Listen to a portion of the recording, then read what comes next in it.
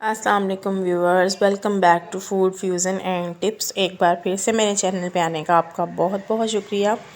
उम्मीद करती हूँ कि आप सब खैरियत से होंगे। तो आज की रेसिपी बहुत ही ज़बरदस्त है, जो है कि है सरसों का साग और मक्की की रोटी। पंजाब की शान और सर्दियों का ज़बरदस्त तोहफ़ा जो होता है साग, सब घरों में बहुत पसंद किया जाता है। इंतज़ार किया जाता है कि जल्दी सीज़न आए और साग बनाएं और खाएं।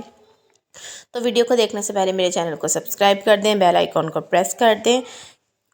आज मैंने साग बनाया है, बहुत ज़बरदस्त और मज़े का बनता है। ये मैंने साग लिया है, इसमें 3 किलो साग है और 1.5 किलो पालक है। इनको मैंने अच्छे तरीके से धो के वॉश कर लिया और अब इसमें सिर्फ मैंने थोड़ा सा पानी डाला है, तकरीबन 1 गिलास पानी होगा।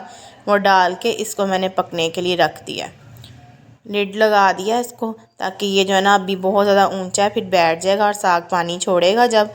उसके बाद मैंने इसको 10 मिनट के लिए वेट लगा देना। अब देखें साग ने पानी छोड़ दिया हुआ है।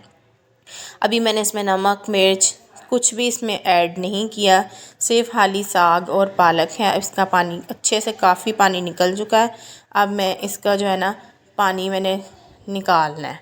इसका पानी मैं ड्रेन आउट किया है मैंने, ताकि इसका कसैलापन जो होता है ना, इसके अंदर कड़वापन अगर साग में हो तो वो निकल जाए। अब ये पानी मैंने निकाल दिया और अब मैंने इसमें बस थोड़ा सा पानी डालूंगी ताकि साग हमारा नीचे ना लगे। और इसको मैंने वेट लगा देना है। और वेट लगाने से पहले इसमें मैंने 2-3 लहसुन के बड़े फूल थे वो डाले हैं और काफ़ी ढेर सारी मिर्चें, 15-20 मिर्चें, हरी मिर्चें, क्योंकि साग मिर्चों के बगैर तो बनता ही नहीं है।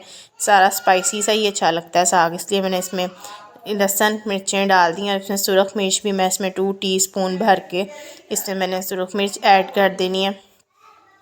साथ ही साथ अब इसके अंदर मैं जो है 1/2 टीस्पून के करीब जो है ना मैं इसमें हल्दी ऐड कर दूँगी। हल्दी ऐड करने के बाद अब मैंने इसके अंदर ये अदरक पेस्ट शामिल की है। अदरक है तकरीबन 1 इंच का टुकड़ा था, जिसको मैंने अच्छे से जो है ना पीस लिया और वो मैंने इसमें शामिल कर दिया। अदरक का फ्लेवर भी इसमें बहुत अच्छा आता है। अब इसमें मैंने 2 टीस्पून जो है ना इसमें मैंने नमक के ऐड कर दिए हैं। ये सारी चीज़ें इसमें मैंने डाल के हल्का सा ज़रा सा पानी डालूँगी इसमें, ताकि साग हमारा नीचे लगे ना। और उसके बाद मैं इसको वेट पे लगा दूँगी 10 मिनट के लिए। सारी चीज़ों को मिक्स करके अच्छे से फिर मैंने इसे वेट पे लगा देना। देखें बिल्कुल थोड़ा सा पानी मैंने इसमें ऐड किया है, ज़्यादा पानी नहीं जाएगा, वरना बाद में अगर आप ज़्यादा पानी डाल देंगे तो बाद में आपको ड्राई करने में मुश्किल होगी। और ये देखें, ये दूसरी तरफ है मेरे पास मक्की का आटा, जो कि मैं रोटियों के लिए, अब आटा मैंने गूंदना है। तो आटा तैयार करते हैं रोटियों के लिए। सिर्फ थोड़ी सी मैंने रोटियां बनानी है, इसलिए मैंने जो है ना आधा किलो ही लिया है आटा। और इसमें मैंने 2 टीस्पून या कह लें या 1 टेबलस्पून कह लें, इसमें मैंने ऑयल का ऐड किया। और अब इसको मैं हल्के नीम गर्म पानी से इसको आपने गूंदना है, वरना आपकी रोटी नहीं बनेगी, बार बार टूट जाएगी, बेली भी नहीं जाएगी। तो इसलिए आपने इसको ठंडे पानी से नहीं गूंदना, नॉर्मल पानी से भी नहीं गूंदना, हल्के नीम गर्म पानी से आपने इस आटे को आपने गूंदना है। तो बहुत जल्दी से आटा जो है ना ये गूंदा जाता है। और सरसों का साग बने और मक्की की रोटी ना हो तो फिर मज़ा नहीं आता, अधूरा अधूरा लगता है। इसलिए हमारे घर में जब भी साग बनता है तो एक टाइम तो ज़रूर सब जो है ना साग के साथ ना मक्की की रोटी खाते हैं। तो बहुत जो है ना ज़बरदस्त लगता है कॉम्बिनेशन, ये मकई की रोटी और सरसों का साग। एक पंजाबी जो है ना स्टाइल हो जाता है, पंजाबी खाना हो जाता है। सबको बहुत पसंद है हमारे घर में साग, हर घर में ही जो है ना साग बहुत ज़्यादा पसंद किया जाता है।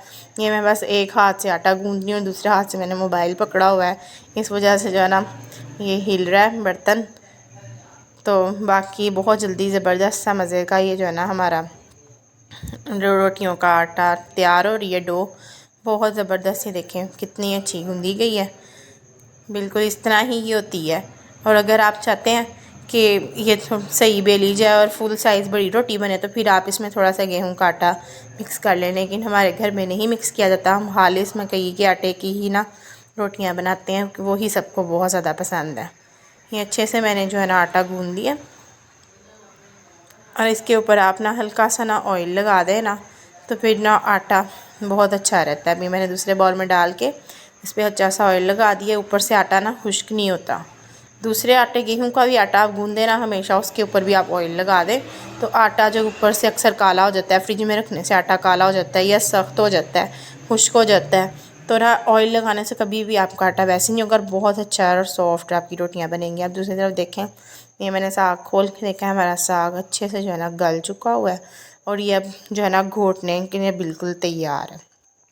अच्छे से हमारा हो गया है। अब ये मेरे पास घोटना है। ये हर घर में तक आसानी से जो है ना पाया जाता है, सबके पास ही होता है पालक वगैरह भी घोटने के लिए। आप देखें ब्लेंड भी कर सकते हैं इसको ब्लेंडर में, लेकिन जो टेस्ट इसका घोटने से निकलेगा ना, अच्छे से इसको हम इसका लगाएंगे ना घोटा जिसे कहते हैं, तो इसका बहुत अच्छा फ्लेवर निकलेगा। अब ये मेरे पास 1 कप मकई का आटा है जो मैं इसमें ऐड करूँगी। आप गेहूं का आटा भी ऐड कर सकते हैं, लेकिन मकई का आटा आप ऐड करें, इसका एक बहुत अच्छा मज़े का फ्लेवर जो है ना ये मकई का आटा देता है। और अच्छे से अब मैंने इसको मिक्स करके ना, तो इसको मैंने दोबारा थोड़ी देर ना चूल्हे पे पकाना है ताकि हमारा आटा भी जो है ना पक जाए। और चूल्हे पे ऊपर ही मैंने इसको रखा हुआ है और साथ साथ मैं इसको घोट रही हूँ, क्योंकि ये हल्का जो है ना गरम गरम को ही कर लो ना तो जल्दी ये घुट आ जाता है। अब देखें साथ साथ थोड़ा सा पक जाएगा आटा हमारा, तो साथ साथ मैं इसको जो है ना अच्छे से घोट लूँगी। अब इसके बाद इसको फिर मैं जो सही जो है ना ये देखिए अभी मेरी मम्मा जो है ना वो लगा रही हैं, क्योंकि मैंने कैमरा पकड़ा हुआ है तो इस वजह से मम्मा जो है ना इसको घोट रही हैं। तो मम्मा अच्छे से घोट लेती हैं। बहुत अच्छा जो है ना, देखें कितना अच्छा हमारा साग जो है ना ब्लेंड हो गया है। बहुत ज़बरदस्त सा जो है ना मज़े का बना है। सब कुछ जो है नमक मिर्च सब कुछ बहुत ज़बरदस्त इसमें बिल्कुल सही आए हैं। और अब हम दूसरी तरफ हम इसका ना तड़का तैयार करते हैं। तड़के में मैंने देसी का जो है ना तड़का लगाया है। देसी घी का आप लगाएं, बहुत ज़बरदस्त मज़े का। देसी सरसों का साग, मकई की रोटी हो, मक्खन हो या देसी घी हो, फिर तो ये ज़बरदस्त हो जाता है खाने में, बहुत ही ज़बरदस्त लगता है, बहुत मज़ा आता है। तड़का हमारा तैयार हो गया और दूसरा अब हम इसके लिए मकई की रोटियाँ तैयार करते हैं।